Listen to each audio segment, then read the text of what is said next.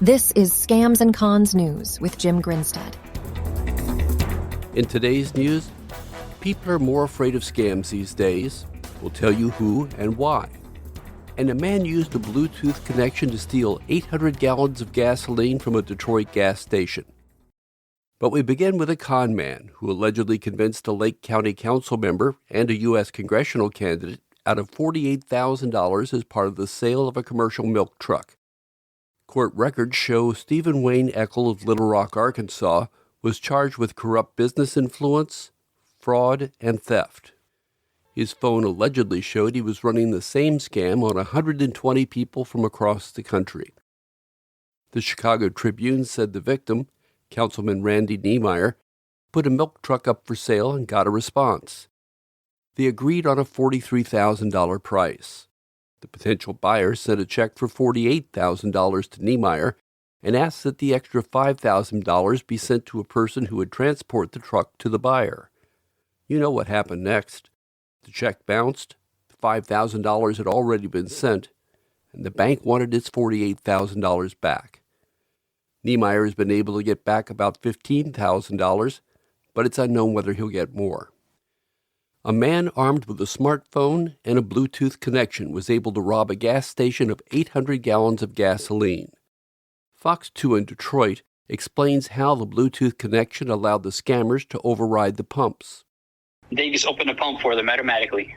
And then cars just keep coming up and fill up? Yeah, they just meet up with them and tell them come over here. That's Mo on the phone. He owns this very busy gas station. When he says open the pump, the thief overrides the system, basically hacking in using a Bluetooth connection from his phone as a kind of remote. Then it's a free-for-all. How many gallons have they gotten from you guys? From us, around 800 gallons. Just shy of $3,000. When the clerks inside try to stop it, they can't. And every time we put pump 3 stop, it wasn't doing anything. We have to shut off the whole pumps.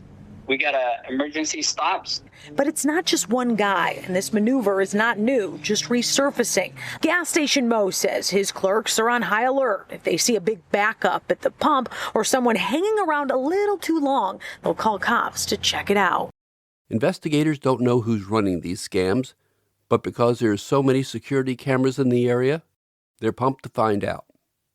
Have you seen those ads promising to pay you for wrapping your car with advertising? While some of them are legit, others are scams. Click Orlando explains. This is Ian McLean's car, and he tells us he got an email offering to pay him thousands of dollars if he agreed to have his car wrapped with a Dr. Pepper advertisement. Like you may be thinking already, Ian suspected that email was a scam. But they gave a legitimate check, so it looked all real. Ian showed us that check, and at the time he got this email, he says he was out of work, so the temptation of $4,700 made him at least read all these directions he was given. The letter reads it was from a Mr. Robert Marsh, the HR manager of Auto Wrap Campaign. And did you ever call this number they gave you? I have not. I did Wednesday. The number with the Louisiana area code didn't work. My phone read user busy. To really believe that somebody's going to pay you to have something on a vehicle nowadays when there's so many other avenues of advertising. Terry Griffith owns a car wrapping business in Melbourne. I showed him Ian's email to spot the red flags. The fact that they're asking you check number, amount, name on check and all that, I would consider that a scam right off of the top. If Ian would have followed the instructions on that letter, what could have happened to him? From prior experience and things that I've heard in the past, they could empty out his bank account in some form or manner. Anytime they have any way of accessing your bank, your check number, the amount on the check, I've heard of some horror stories where people lose a lot of money. And the sad part is, most of the people who end up falling for these kind of scams don't even have the money in the bank to cover. Ian now hoping to raise awareness in case somebody else is targeted next. This is Scams and Cons News. People are very afraid of being conned these days. The polling company Gallup said financial scams are among the most common crimes affecting U.S. adults in 2023, with 15% saying at least one member of their household has fallen prey. That includes 8% reporting that it's happened to themselves personally. It's the second greatest fear, exceeded only by identity theft.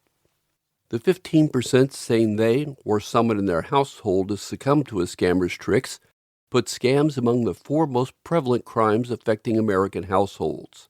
It's on par with the 16% who report having their property vandalized, having had money or property stolen, or having suffered identity theft. The 8% who've been personally victimized by scammers translates into roughly 21 million U.S. adults. The Security and Exchange Commission has a beef with some alleged scammers in Texas. The men ran a company called AgriDime. It was supposed to help the meat industry better manage the flow of their product from farmers to buyers. The company was founded in 2017.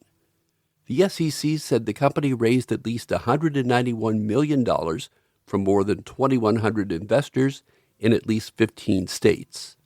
The defendants allegedly told investors AgriDime would use the funds to acquire, feed, and raise cattle on its network of ranchers, but it never purchased enough cattle to deliver on those promised returns. It was a Ponzi scheme. The 2 men running the scam used income from new investors to pay previous investors. About $70 million went to those investors, salespeople, and the 2 men themselves. How often does a scammer tell you that you've been had? More often than you'd think. In Rochester, Minnesota, a 70-year-old man said he got a message on his computer telling him that the machine had been locked. He then called the number listed on the message to find out what to do. The technician went through all the usual steps of having him unplug the computer, then turn it back on. When those steps failed, they told him it would cost $18,000 to restore his computer and open his bank account. He sent $15,000 to a New York account and gift cards for the remaining $3,000 to a California address. The scammer said he would get the money back. The man made one last call to the scammer, only to be told directly that he'd been scammed. Police say thieves got 4,600 stolen Nike, Sephora, Visa, and Apple gift cards after seeing them stealing gift cards from the display. Now, those cards are worthless until they're activated, and WCVB explained how the con artists overcame that problem. Officers say they were alerted to 2 women removing gift cards from the rack at the CVS on Grove Street. They found 4 bags filled with 4,000 Apple, Sephora, Visa, and Nike gift cards inside the suspect's car. Police say the scam involves criminals logging numbers, barcodes, and pins that were found under a gift card security stickers before placing them back on the shelf. When a customer loads it up, scammers can run that card information through a database to spend the money. Lastly, Forbes reports that in 2023, the Drug Enforcement Administration was duped and sent $500,000 to scammers. The scammers had noticed a Bitcoin test run by the U.S. Marshal Service, and they captured the header and footer of the blockchain and used it to funnel the money into their accounts. The money had been seized by the Marshals in a 3-year drug investigation involving money laundering. Scams and Cons is a member of the Evergreen Podcast Network.